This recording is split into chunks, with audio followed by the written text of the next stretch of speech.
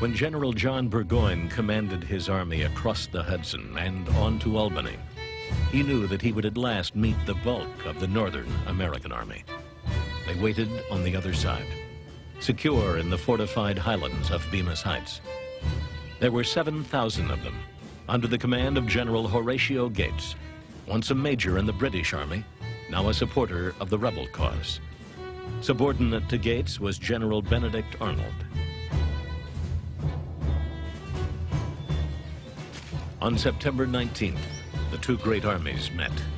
Daniel Morgan's riflemen fired the opening volley in the first of the two battles of Freeman's Farm, shortened by history to Saratoga.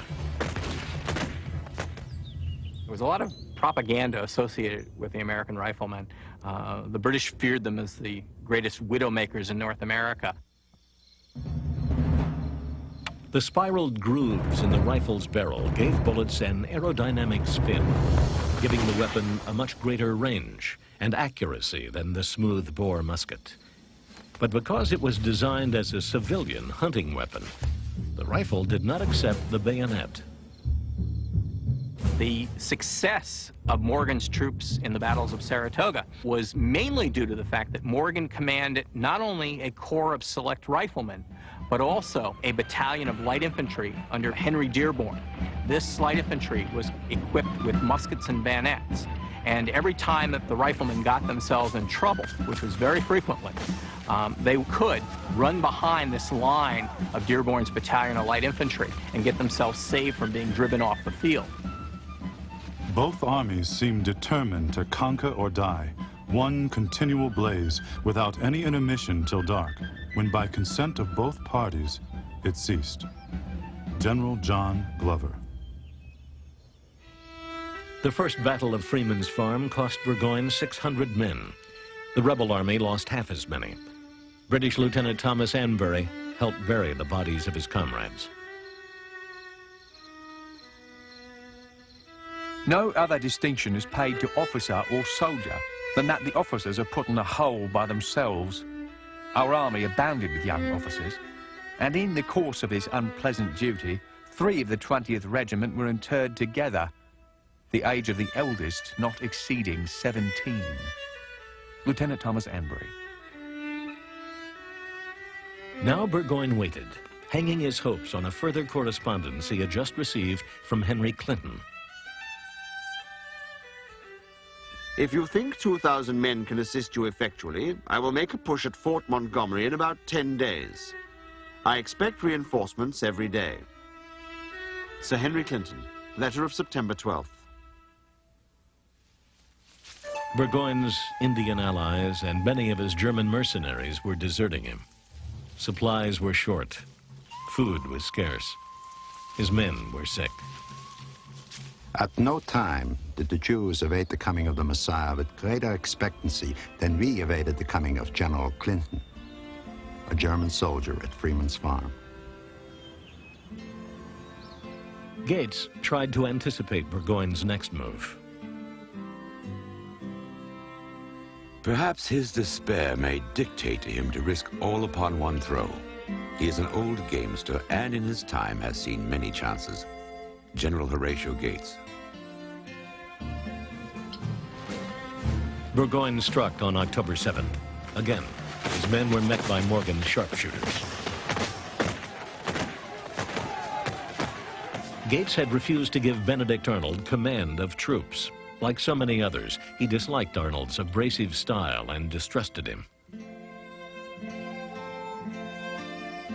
No man shall keep me in my tent today. If I am without command, I will fight in the ranks. But the soldiers, God bless them, will follow my lead. Benedict Arnold. Arnold defied Gates, his commanding officer, and joined the Second Battle of Freeman's Farm. The talented field general quickly identified Burgoyne's key strategic position, the Bremen Redoubt. Without an actual command, he rides out onto the field of battle, takes command of troops that are attacking the Bremen Redoubt, and ultimately captures that particular redoubt. Arnold was a brilliant tactical commander, and his subsequent treason doesn't necessarily negate that. A musket ball smashed Arnold's thigh, but not before he had turned the battle for the Americans. Benedict Arnold is one of the great enigmas in American history. If he had been killed in 1777, the Battle of Saratoga, when he penetrated the British lines, if that musket ball that had shattered his thigh, if that had gone into his heart instead, he would be remembered today as one of the greatest heroes in the pantheon of American heroes. General Johnny Burgoyne exposed himself to enemy fire throughout the battle, rallying his men. Bullets or musket balls tore his hat and uniform, but he was never hit. However, Simon Fraser, one of his fellow generals, fell to the accuracy of a Morgan rifleman, Timothy Murphy.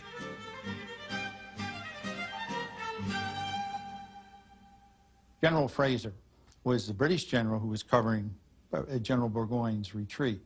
And in the process of doing this, he exposed himself personally to the rifleman. And at 300 yards, Timothy Murphy was given the credit for mortally wounding General Fraser. They brought Fraser to the house where Frederica von Riedesal was waiting out the battle. She had expected to dine with him that evening. About 3 o'clock in the afternoon, they brought to me upon a litter poor General Fraser. Our dining table, which was already spread, was taken away, and in its place they fixed up a bed for the general. The ball had gone through his bowels.